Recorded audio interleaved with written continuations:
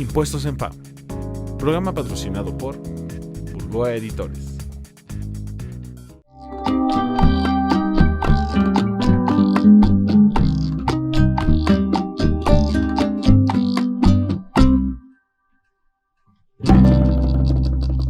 ¿Qué tal? ¿Cómo están? Sean bienvenidos una vez más a Impuestos en FA, y como cada semana y cada transmisión, pues ahora vamos a seguir platicando de varios temas que siguen siendo de importancia, y el día de hoy tenemos uno en donde la gente pocas veces se detiene a verlo, porque lo más famoso es el ISR, lo más famoso es el IVA, desde luego son los chismes que más se cuentan, y el SAT acapara toda la mirada y toda la atención, pero quieran o no, nosotros no vivimos en la federación, vivimos en alguna entidad de esta gran República Mexicana, y es ahí en donde hoy vamos a platicar de todo lo que es importancia de las incidencias, de las contribuciones, en nuestro caso de la Ciudad de México, y quién mejor que contarnos de ello que la doctora María Elena Méndez Sánchez. Muchas gracias por estar hoy con nosotros.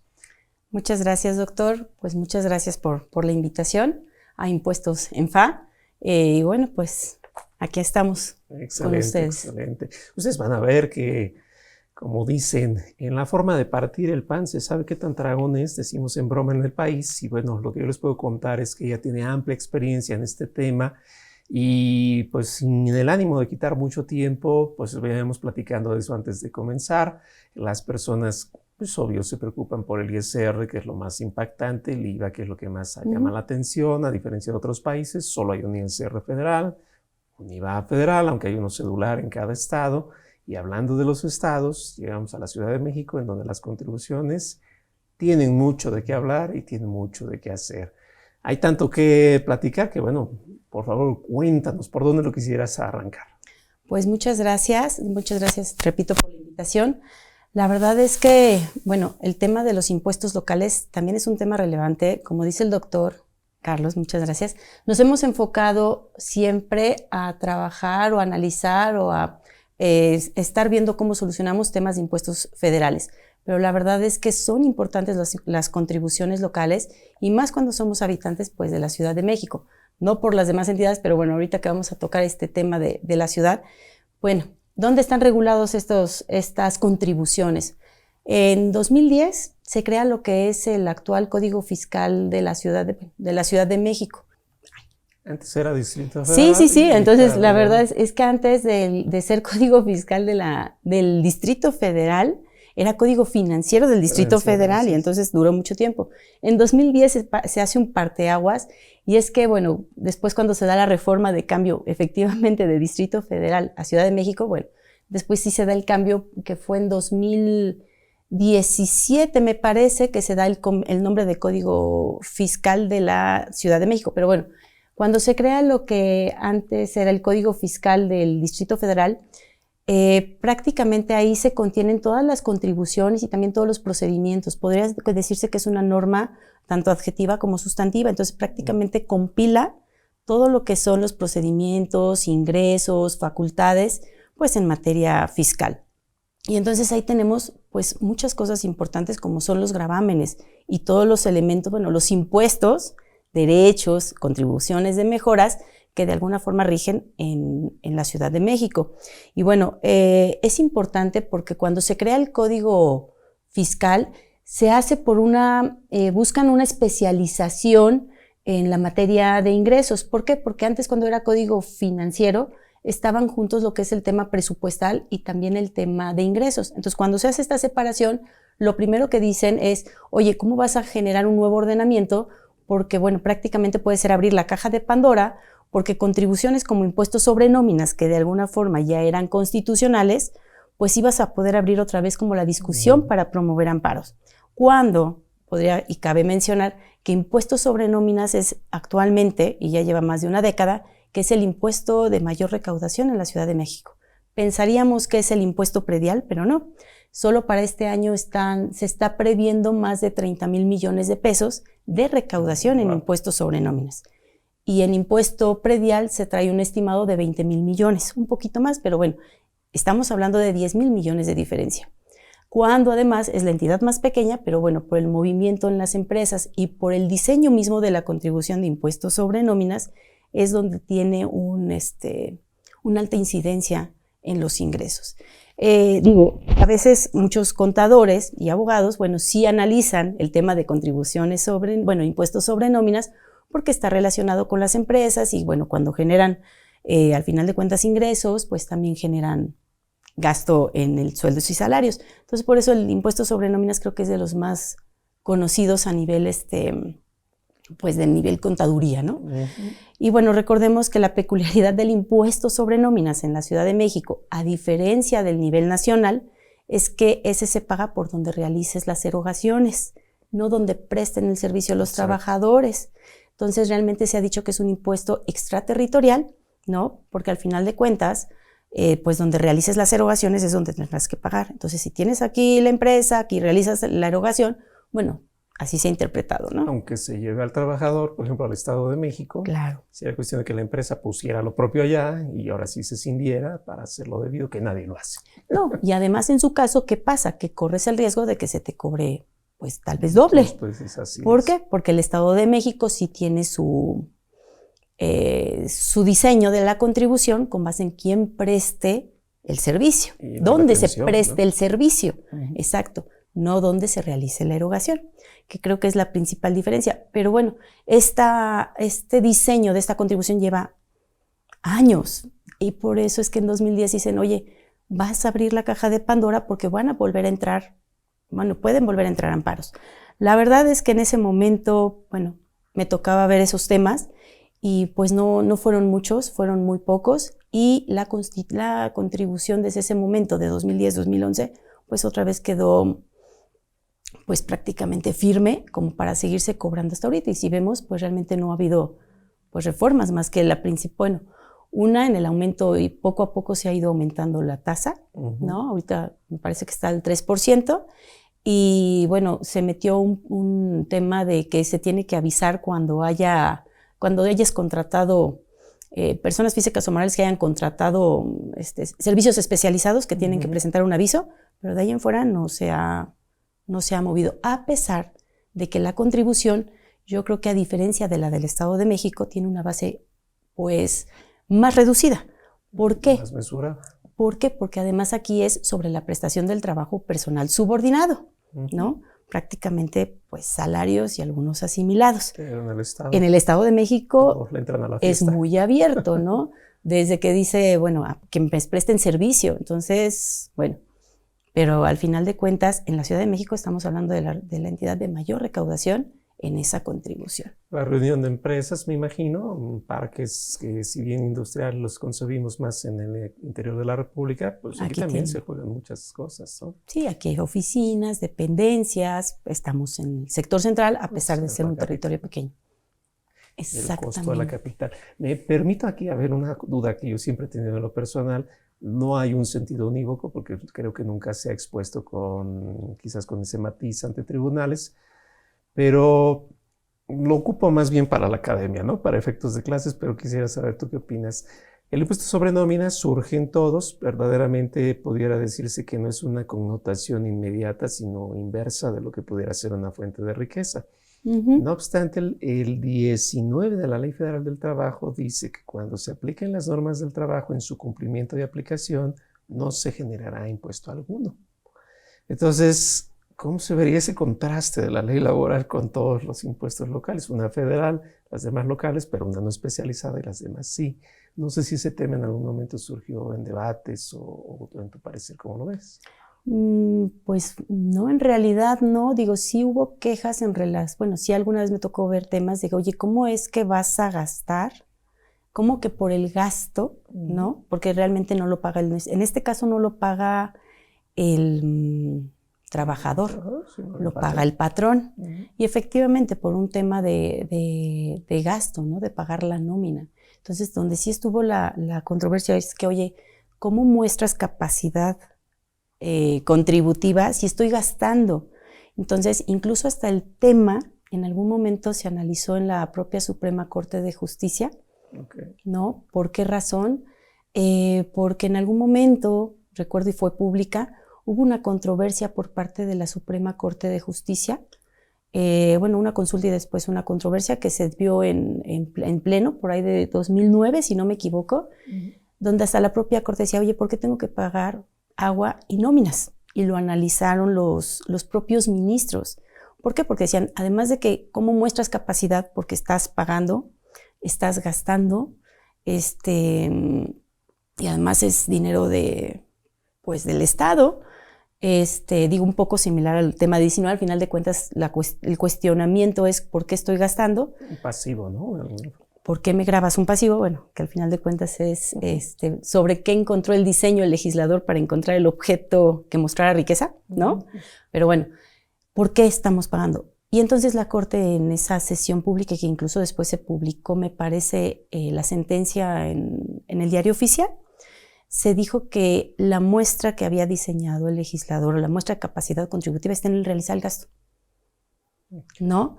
Y entonces se tenía que, o sea, en razón del gasto, independientemente de que además estaba hablando de diferentes niveles de gobierno, pues se tenía que pagar la contribución, aun cuando fuera el gasto.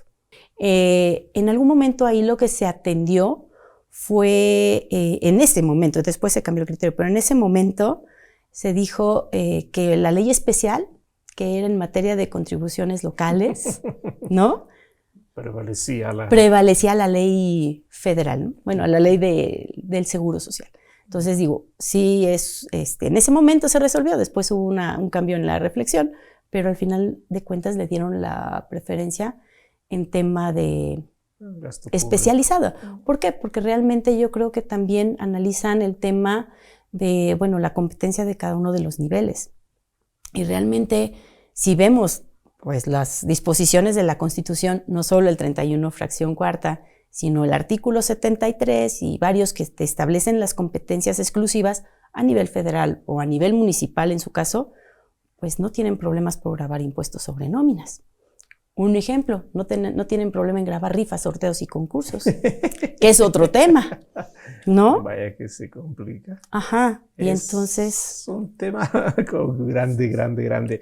Vamos a ir a nuestra primera pausa y regresamos porque esto tiene todavía más puntos que ver. Vamos a esta pausa musical y regresamos para platicar más.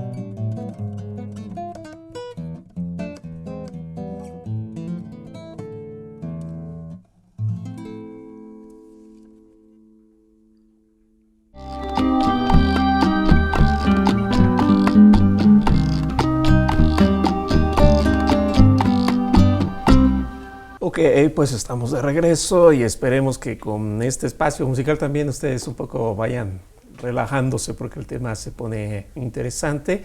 Este impuesto sobre nóminas es triádico, ¿no? Porque hay que pensar en 3 dimensiones: ISR, seguridad social y el impuesto local.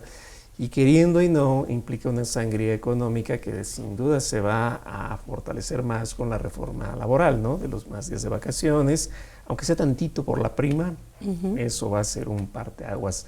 Ahora, respecto de todo lo que son contribuciones locales, estábamos ahorita con impuestos sobre nómina, pero no sé si quisieras comentar algún otro punto de lo mismo. Mira, pasando a otras contribuciones, porque esto nada más es una, pero en realidad hay muchas importantes, como podría ser el predial.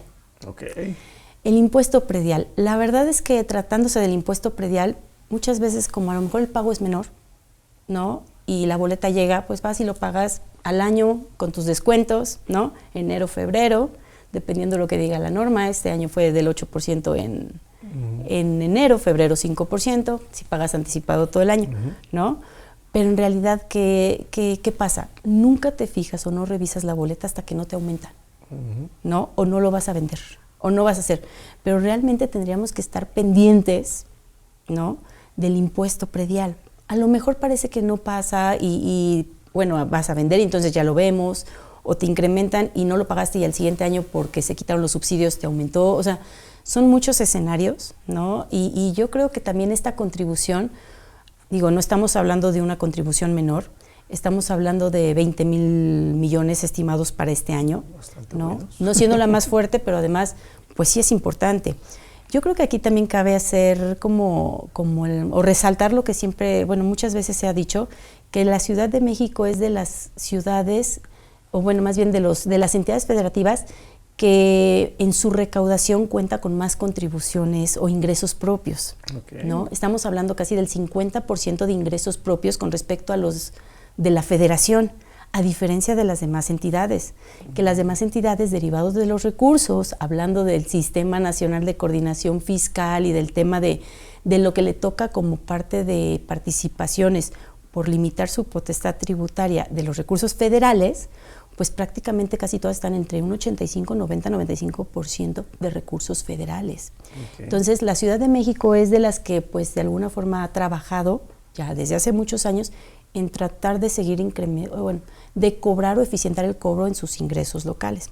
Entonces, haciendo un cálculo o revisión rápida de lo que fue la ley de ingresos de este año, estamos hablando, a lo mejor me puedo equivocar, como de 115,000 millones más o menos.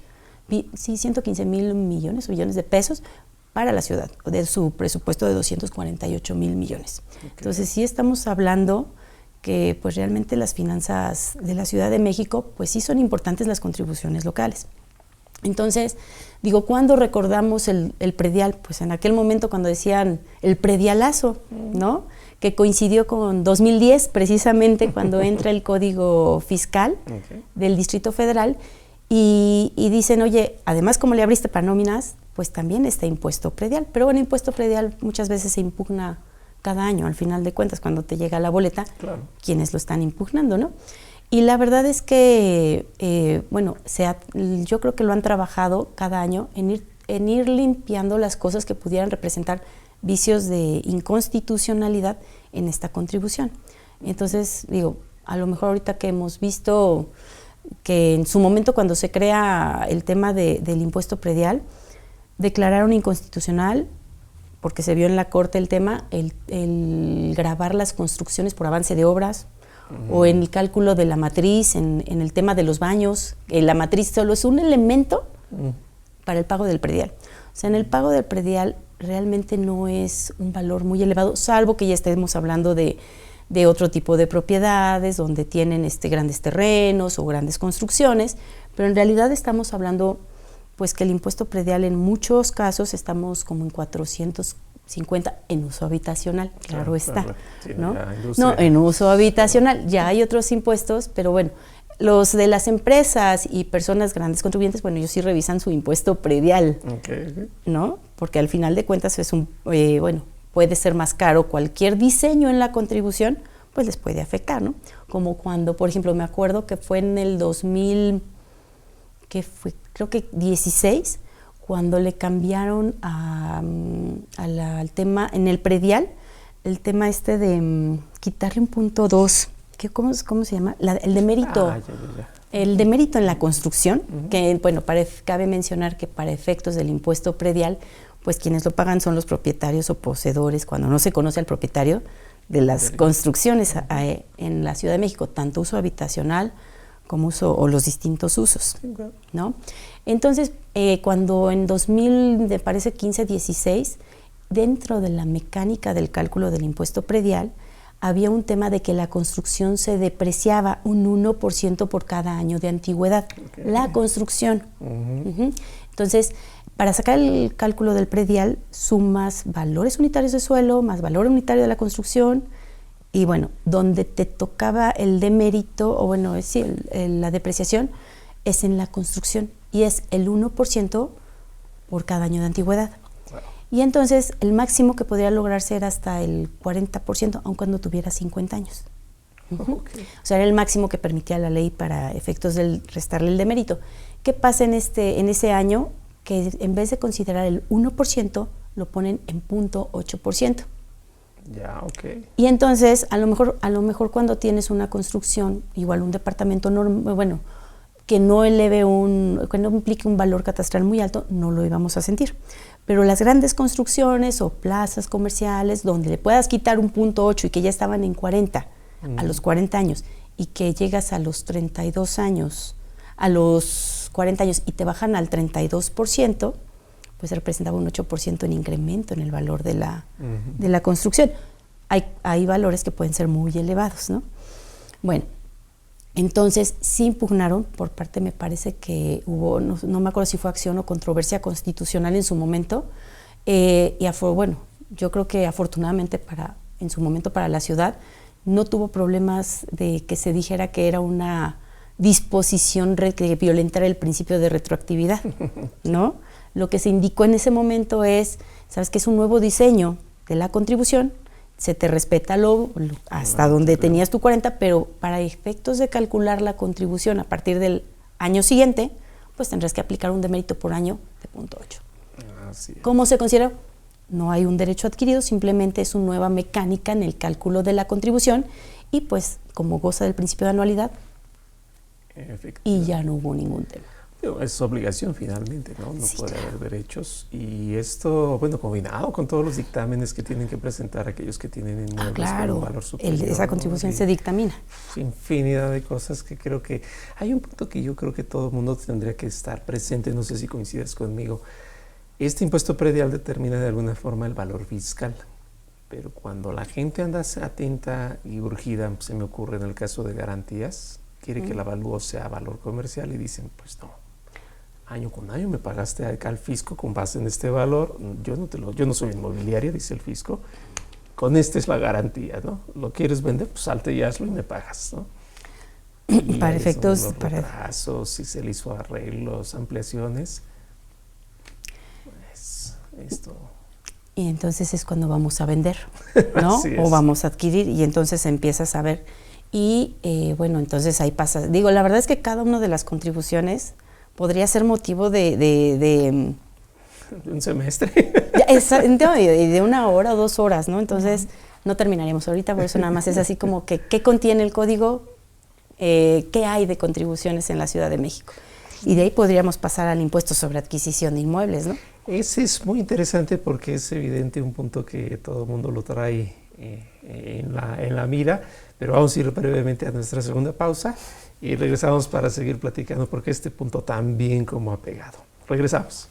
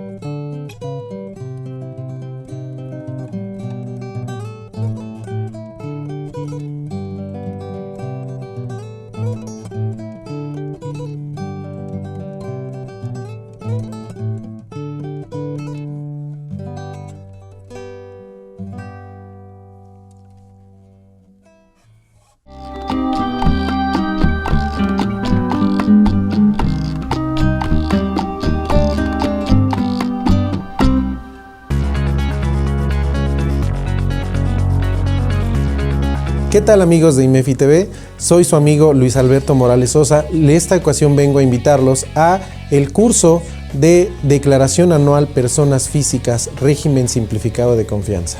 Recordemos que no existe un antecedente sobre este régimen, tampoco por la presentación de estas declaraciones. Entonces estaremos viendo temas como deducciones, acreditamientos, también temas relativos a la tasa aplicable de acuerdo a los ingresos que voy a tener en el ejercicio 2022.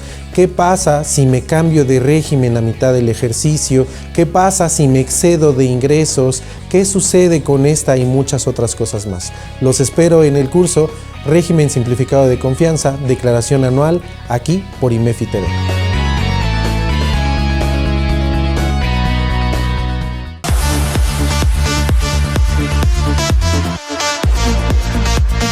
¿Realizas compras, ventas o desarrollo de inmuebles?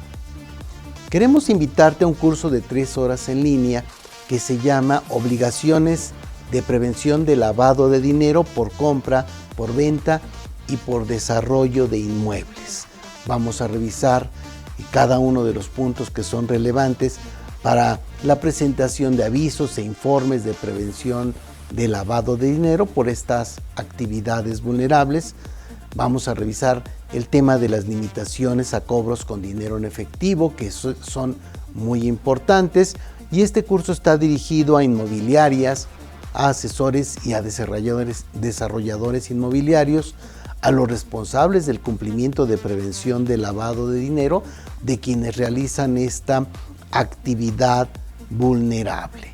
Yo soy Javier Martínez, soy especialista en prevención de lavado de dinero, certificado por la Comisión Nacional Bancaria y de Valores y por la Unidad de Inteligencia Financiera, y nos encantaría que estés con nosotros en este curso para verificar y revisar si estás cumpliendo adecuadamente o si vas a iniciar saber todas las obligaciones que te da esta LFPORPI, la Ley de Prevención de Lavado de Dinero, y que tiene unas multas que son terribles. Nos vemos en este curso.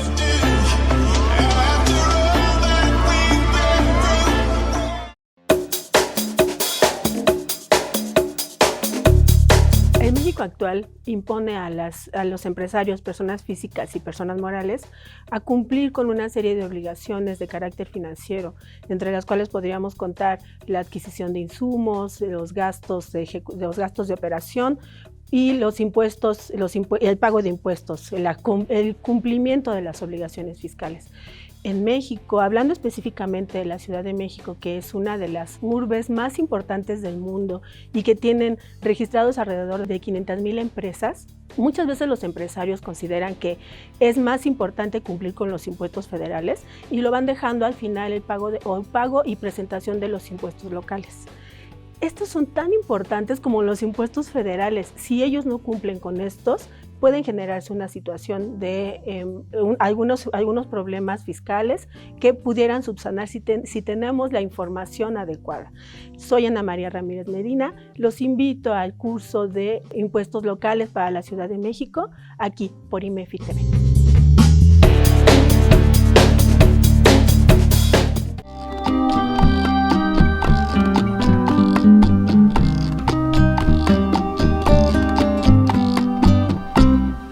Bueno, pues ya estamos de regreso y espero que con estos cortes se haya equilibrado un poco si la tensión subía por los temas que a veces son álgidos, y nos quedamos en este impuesto local que también es de alta referencia porque es regular en todas las entidades y es el impuesto sobre adquisición de inmuebles. la gente tiende, platicamos un poquito, a pensar de que ¿por qué debo pagar si yo estoy erogando para adquirir? Pues sí, pero es que está ingresando algo en patrimonio y ahí no hay vuelta atrás, ¿no? Es más que evidente. Cuéntanos, ¿qué pormenores hay ahí? Bueno, el impuesto sobre adquisición de inmuebles me parece que, bueno, incluso desde ya también es un impuesto muy antiguo, anteriormente en sus orígenes federal, después transitó, pero y incluso se decía que se pagaba una tasa del 2% y muchas veces insistían, regresemos a la tasa del 2%. Bueno, no. Ahorita que hay, es un impuesto local de la Ciudad de México.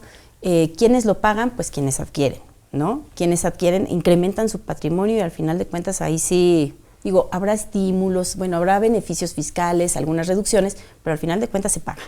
Una pequeña parte, pero se puede pagar. En este caso, y hablando de los avalúos, pues para efectos de considerar la base del impuesto, pues tenemos las 3 bases. Digo, si estamos hablando de una compraventa, ¿no? Porque hay otros supuestos. Pero estamos hablando de una compraventa, estamos hablando de 3 bases. ¿Cuáles son? El valor avalúo comercial, ¿no?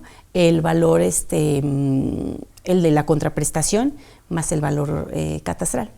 Generalmente el valor catastral no es el más alto, ¿no? Sí, claro. Puede ser el pactado o incluso el pactado o el del avalúo, ¿no? Y bueno, prácticamente es un impuesto que para la Ciudad de México no es menor, tiene estimado 7,000 millones de pesos, o sea, no es menor. Hay un gran movimiento en el mercado, a pesar de que, bueno, en algún momento pudo bajar este tema. Si es 7,000 millones no es menor, ¿no? Y bueno, obviamente aquí la verdad es que buscando, muchas veces teníamos que la contribución es constitucional, ¿no? Pero resulta que se acaba de resolver el Pleno de Circuito una contradicción de tesis, donde están, digo, esta la publicaron el año pasado, donde se está analizando el tema de la tarifa, específicamente en el tema de la cuota fija.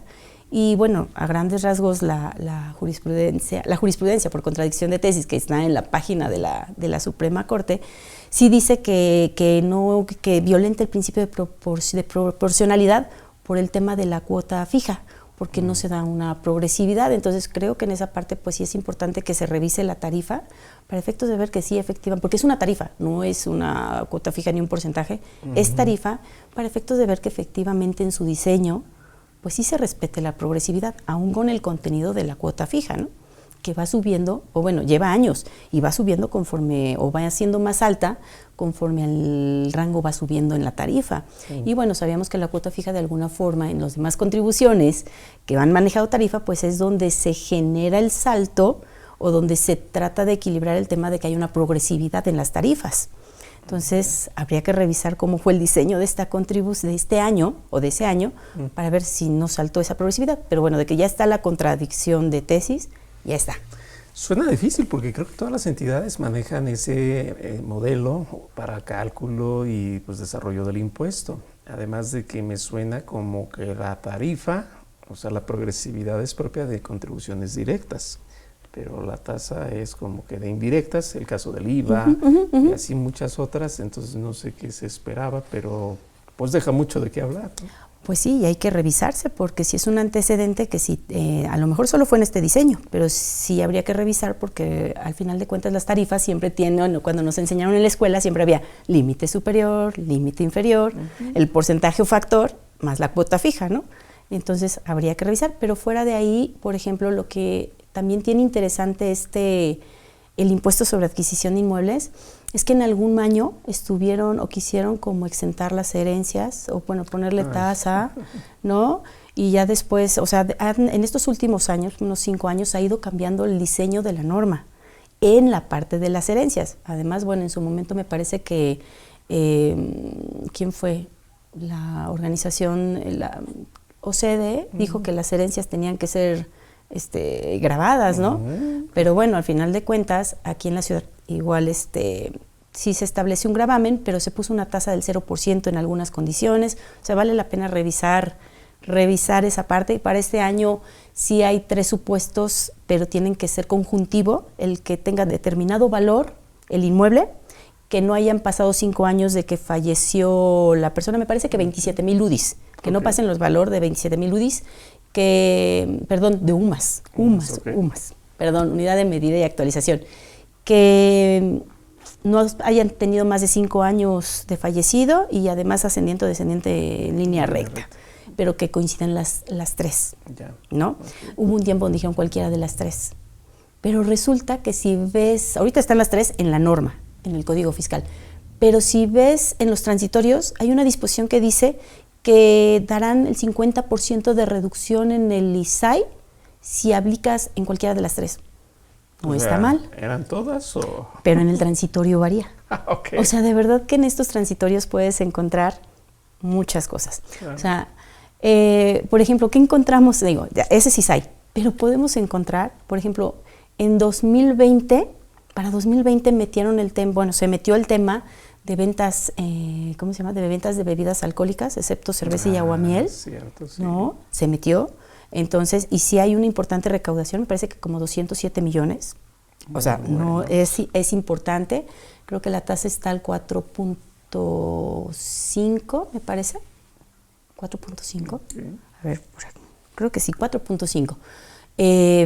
Pero es interesante porque hasta la misma Corte ya emitió un pronunciamiento donde dijo las entidades federativas pueden cobrar, o sea, no es inconstitucional. Y además si revisas la ley de coordinación fiscal, la ley del IEPS, mientras no toques la materia exclusiva de la federación, claro, se puede hacer. No hay problema. Y también, hablando de loterías, rifas, sorteos y concursos, ¿no?